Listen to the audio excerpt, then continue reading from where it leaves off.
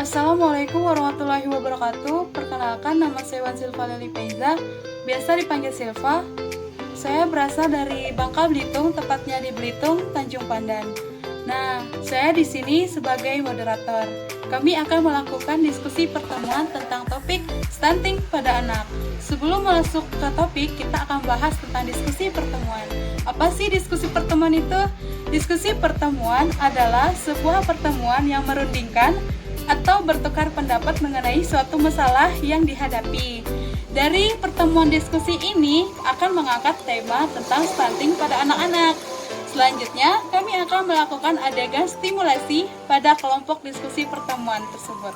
Disimak ya. Assalamualaikum warahmatullahi wabarakatuh. Terima kasih sudah meluangkan waktu agar bisa hadir di pertemuan kali ini. Pada kesempatan ini, kita membahas atau saling sharing mengenai masalah-masalah tentang keadaan stunting pada anak-anak. Sebelum kita membahas ke topik, saya akan memperkenalkan diri dulu agar kita saling mengenal satu sama lain. Perkenalkan, nama saya Fadila Aulia, bisa dipanggil Dila. Asal saya dari Bangka Tengah. Baik, sekian perkenalan dari saya. Dan ada baiknya kalian juga memperkenalkan diri kalian. Asal kalian dari mana, agar dalam pertemuan kali ini kita bisa ikut serta membahas yang menjadi masalah stunting pada anak. Mari silakan. Assalamualaikum warahmatullahi wabarakatuh. Perkenalkan, nama saya Dela Melani.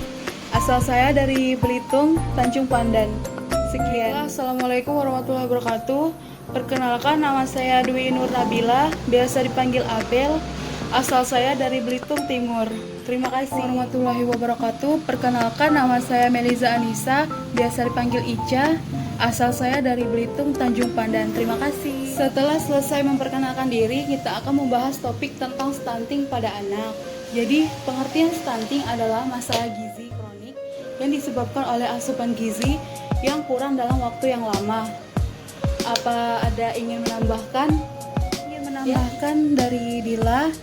Stunting disebabkan oleh asupan gizi, dan stunting ini terjadi mulai dari dalam kandungan. Namun, baru terlihat saat anak berusia 2 tahun. Baik, saya lanjutkan. Jadi, stunting tersebut bukan masalah yang dianggap remeh, karena jika asupan ibu pada saat mengandung harus betul-betul diperhatikan supaya tidak terjadi masalah pertumbuhan pada anak-anaknya. Nah, ada beberapa penyebab tubuh anak pendek nih. Apa-apa aja? Ada yang tahu? Menyebabkan anak tumbuhnya pendek itu tadi sudah dijelaskan. Salah satunya adalah asupan makan yang tidak tercukupi. Terkadang karena pengetahuan ibu yang kurang memadai, jadi sejak di dalam kandungan bayi sudah membutuhkan berbagai nutrisi untuk pertumbuhan dan perkembangan. Yang ingin menambahkan pendapat dari Melan? Ya, Abel ingin berpendapat. Ada juga penyebab tubuh anak pendek. Itu yang pertama, bayi lahir dengan berat badan lahir rendah. Yang kedua itu tidak ada ASI eksklusif. Yang ketiga itu ada infeksi yang sering yang berulang-ulang terjadi. Yang keempat, tidak melakukan imunisasi.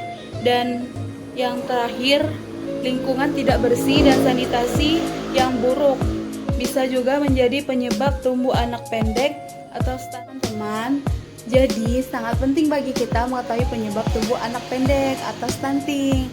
Jadi, tindakan strategi nasional untuk percepatan anak stunting terdiri dari 5 pilar. Nah, yang pertama itu ada komitmen dan visi kepemimpinan. Yang kedua itu ada kampanye nasional dan komunikasi perubahan perilaku. Yang ketiga itu ada konvergensi, koordinasi, dan konsolidasi program pusat, daerah, dan desa. Dan yang keempat itu ada gizi dan ketahanan pangan. Yang kelima itu ada pemantauan dan evaluasi. Apakah kalian tahu dampak yang ditimbulkan pada pertumbuhan anak stunting itu apa? Dampak yang timbul pada pertumbuhan anak stunting, dampak jangka panjangnya yaitu stunting yang tidak ditangani dengan baik sedini mungkin akan menurunkan kemampuan kognitif otak, mudah sakit, dan tingginya resiko penyakit metabolik seperti kegemukan, penyakit jantung, dan penyakit pembuluh darah.